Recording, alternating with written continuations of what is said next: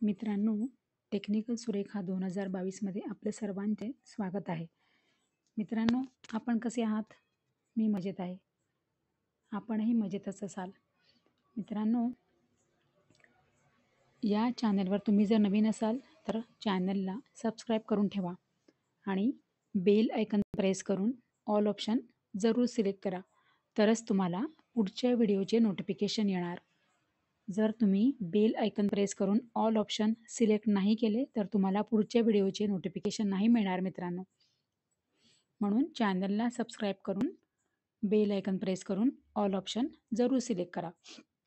मित्रांनो, offline form कसा भरायचा ते आपण आज बघणार आहोत. आणि ऑफलाईन फॉर्म भरत असताना त्यासोबतच तुम्हाला कोणती कागदपत्र लागणार आहेत ते सुद्धा आपण आज पूर्ण डिटेलमध्ये या व्हिडिओमध्ये संपूर्ण माहिती जाणून घेणार आहोत. मित्रांनो, हमीपत्र कसे भरायचे, हमीपत्राचा फॉर्म कसा भरायचा, हमीपत्राचा अर्ज कसा भरायचा हे मी तुम्हाला मागच्याच व्हिडिओमध्ये सांगितले आहे. जर तुम्ही नाही बघितला असेल तो व्हिडिओ तर जाऊन प्लीज बघा, म्हणजे तुमच्या काही चुका होणार नाहीत. आता नवीन बदलानुसार मी नवीन हमीपत्राचा फॉर्म मी डाउनलोड केला आहे आणि त्यानुसार तो हमीपत्राचा फॉर्म कसा भरायचा आहे, हमीपत्राचा अर्ज कसा करायचा आहे, तो मी तुम्हाला पूर्ण त्या व्हिडिओमध्ये संपूर्ण माहिती मी तुम्हाला बेसिक पहिलेपासून तर शेवटपर्यंत त्या फॉर्मचं तो फॉर्म कसा भरायचा, हमीपत्राचा फॉर्म कसा भरायचा आहे ते मी तुम्हाला त्या व्हिडिओमध्ये सांगितलं आहे. तर तुम्ही नाही बघितला तर तुम्ही जाऊन बघून घ्या मित्रांनो. आणि असेच नवीन माहितीसाठी, नवीन अपडेटसाठी मी टेलिग्राम चॅनलसुद्धा मी सुरू केलं मित्रांनो. तर टेलिग्राम चॅनलला सुद्धा जॉईन करून ठेवा, म्हणजे तुम्हाला तिथे सुद्धा अशीच महत्त्वपूर्ण माहिती मिळत राहील. तर टेलिग्राम चॅनलला तुम्ही जॉईन करून ठेवा मित्रांनो. चला मित्रांनो, आपण करूया व्हिडिओ सुरू. मित्रांनो, ऑफलाईन फॉर्म कसा भरायचा आणि ज्यांना ऑनलाईन फॉर्म नाही भरता येत त्यांनी ऑफलाईन फॉर्म भरून घ्या. आणि अजून एक महत्त्वाचं म्हणजे असं नाही की ऑनलाईन फॉर्म नाही भरता येत म्हणून ऑफलाईन फॉर्म भरायचा, असं नाही मित्रांनो. ॲक्च्युअली तुम्ही दिवसभर जरी तुम्ही ऑनलाईन फॉर्म भरण्याचा प्रयत्न केला तरीसुद्धा सर्व्हर डाऊन येतो, सर्व्हरचा प्रॉब्लेम येतो, नेटवर्कचा इश्यू येतो मित्रांनो. जर तुम्ही असे केले, ऑफलाईन फॉर्म भरला आणि सगळे डॉक्युमेंट्स जे मी तुम्हाला या व्हिडिओच्या शेवटी सांगणार आहे की तुम्हाला कोणते ऑफलाईन फॉर्म भरत असताना तुम्हाला कोणते कागदपत्र लागणार आहे ते सुद्धा याच्यात मी या व्हिडिओमध्ये सांगणार आहे.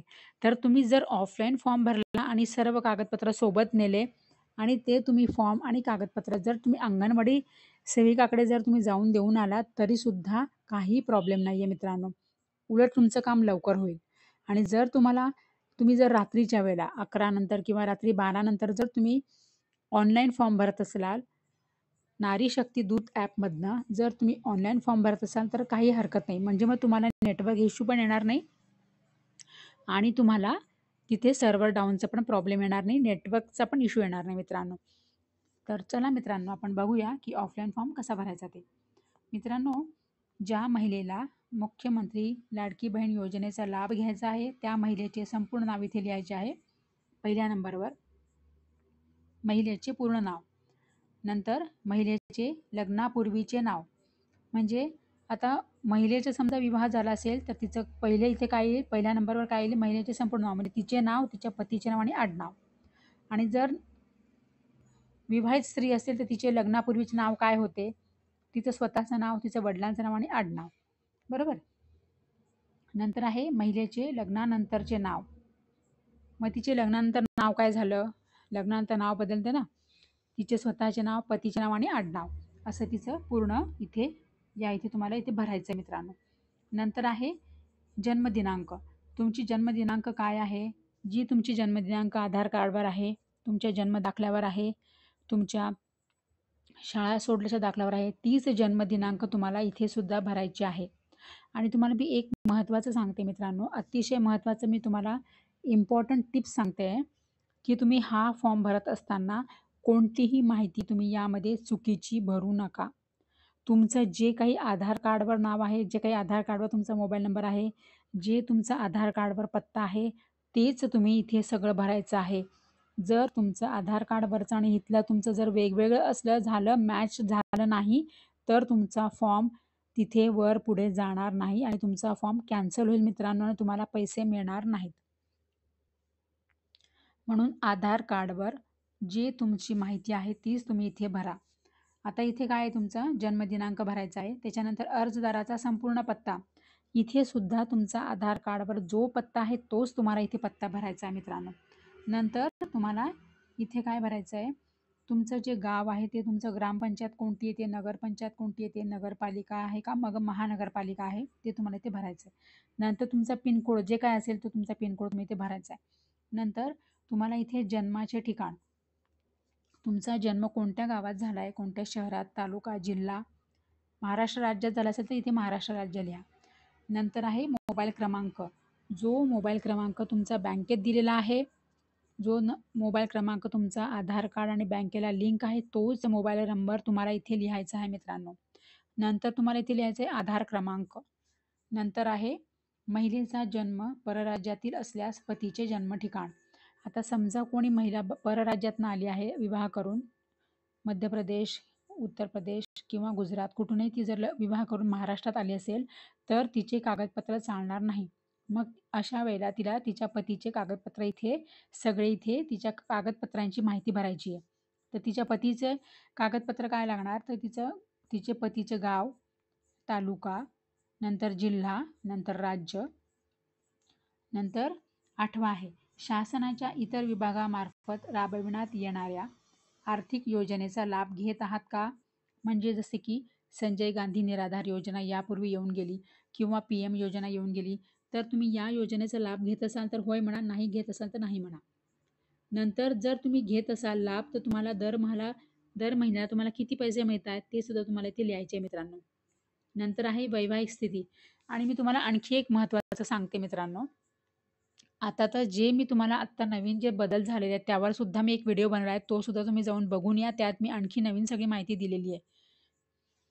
नंतर आहे 9वा बदल. 9वा मुद्दा आहे वैवाहिक स्थिती. जी महिला फॉर्म भरत आहे, ज्या महिलेचा फॉर्म भरत आहात तुम्ही, जो कोणी फॉर्म भरत आहे, पण ज्या महिलेचा इथे सगळी माहिती भरत आहात ती महिला विवाहित आहे का, तर तुम्ही ती विवाहित लिहा. घटस्फोटित आहे का, तर ती घटस्फोटित लिहा. विधवा असेल तर तुम्ही विधवा लिहा. परित्यक्त्या असेल तर परित्यक्त्या लिहा. किंवा निराधार किंवा अविवाहित, जे काही तुमची आत्ताची तुमची जी काही कंडिशन आहे, जी तुमची स्थिती आहे, घटस्फोटित स्थिती असेल तर तुम्ही घटस्फोटित लिहा. त्याप्रमाणे तुम्ही इथे भरायचं आहे. नंतर 10वा नंबर आहे, 10वा तुमचा मुद्दा आहे अर्जदाराचे बँक खाते असलेल्या बँकेचा तपशील.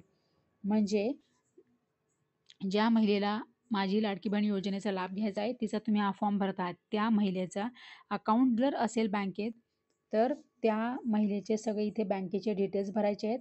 बँकेचं पूर्ण नाव लिहायचं आहे. बँक खातेधारकाचे नाव लिहायचे, म्हणजे तुमचं बँकेत जे नाव आहे ते नाव लिहायचं आहे. नंतर बँक खाते क्रमांक लिहायचा, म्हणजे तुमचा अकाउंट नंबर लिहायचा आहे. नंतर त्या बँकेचा IFSC कोड लिहायचा आहे. नंतर 11वा जो मुद्दा आहे, आपला आधार क्रमांक बँक खात्याला जोडले आहे काय. म्हणजेच तुमचा जो आधार नंबर आहे तो तुमचा बँकेला लिंक आहे का मित्रांनो. जर नसेल तर तुम्हाला कसे करायचं ते येत नसेल तर मी त्यावरही आता मी पुढचा व्हिडिओ बनवणार आहे मित्रांनो. तर तुम्ही तो व्हिडिओ बघा आणि तुम्हाला लक्षात येईल की आपला मोबाईल क्रमांक, आपला आधार क्रमांक हा बँकेला कसा जोडायचा. आपला आधार क्रमांक बँक खात्याला जोडले आहे का, जर तुमचा असेल तर होय म्हणा, नसेल तर नाही म्हणा. नंतर आहे 12वा मुद्दा, अर्ज भरून घेणारी प्राधिकृत व्यक्ती कशी आहे. म्हणजे जी अर्ज भरत आहे ती व्यक्ती कोण आहे, सामान्य महिला आहे का, अंगणवाडी सेविका आहे का, अंगणवाडी मदतनीस आहे का, पर्यवेक्षिका आहे का, ग्रामसेवक आहे का, वार्ड अधिकारी, सेतू सुविधा केंद्र, यापैकी तुम्ही जो कोणी आहे ते तुम्ही इथे लिहायचं आहे. नंतर आहे मित्रांनो, आता तुम्हाला खालील सर्व कागदपत्रांच्या प्रती सादर अपलोड करण्यात यावी. ऑफलाईन जर तुम्ही फॉर्म भरत असाल तर तुम्हाला हे सगळे कागदपत्र सोबत, तुमच्या फॉर्मसोबत तुम्हाला हे कागदपत्र जोडायचे आहे आणि ते तुम्हाला अंगणवाडी सेविकाकडे जाऊन देऊन यायचे आहे. अंगणवाडी ऑफिसमध्ये तुम्हाला जायचे आहे आणि तिथे तुमचा फॉर्म आणि हे सगळे कागदपत्र त्याला जोडलेले असावेत. कोणते कागदपत्र आहे तर ते तुम्ही लक्ष देऊन बघा. पहिलं आहे आधार कार्ड, दुसरं आहे आदिवास प्रमाणपत्र, आदिवास प्रमाणपत्र नसेल तर जन्म प्रमाणपत्र म्हणजे बर्थ सर्टिफिकेट, आणि जर तेही नसेल तर स्कूल लिव्हिंग सर्टिफिकेट म्हणजे शाळा सोडल्याचा दाखला. तर तुम्हाला दुसऱ्या कागदपत्राला 3 ऑप्शन आहे मित्रांनो.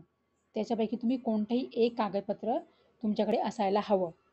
नंतर अधिवास प्रमाणपत्र उपलब्ध नसेल तर महिलेचे 15 वर्षापूर्वीचे रेशन कार्ड चालेल, 15 वर्षापूर्वीचे मतदान कार्ड चालेल, मतदान ओळखपत्र चालेल.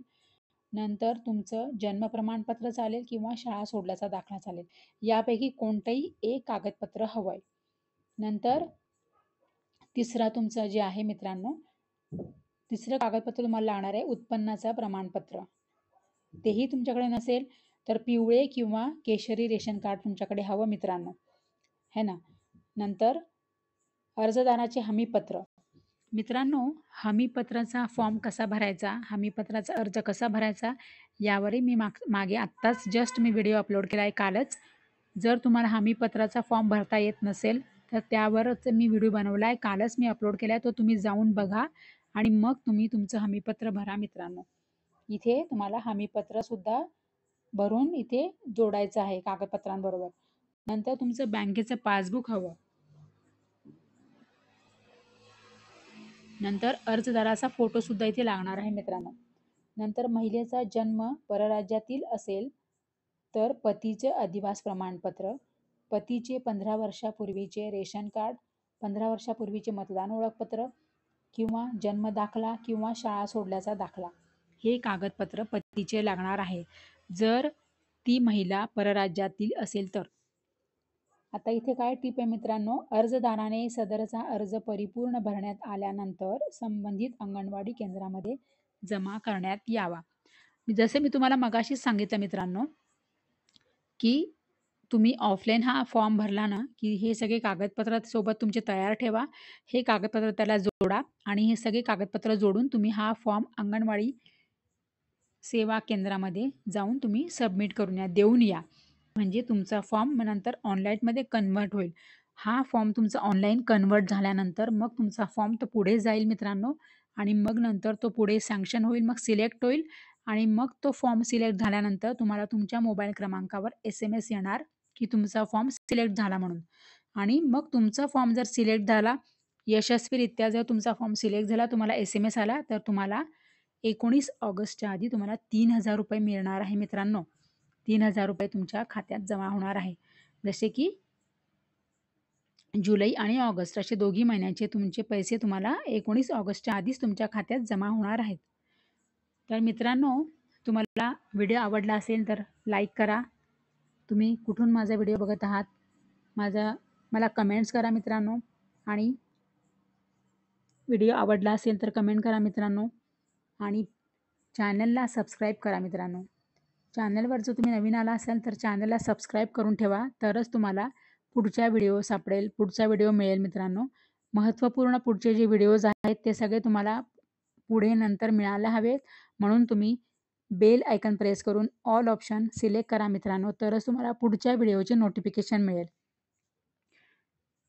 मित्रांनो, चॅनलला सबस्क्राईब करायला विसरू नका हां.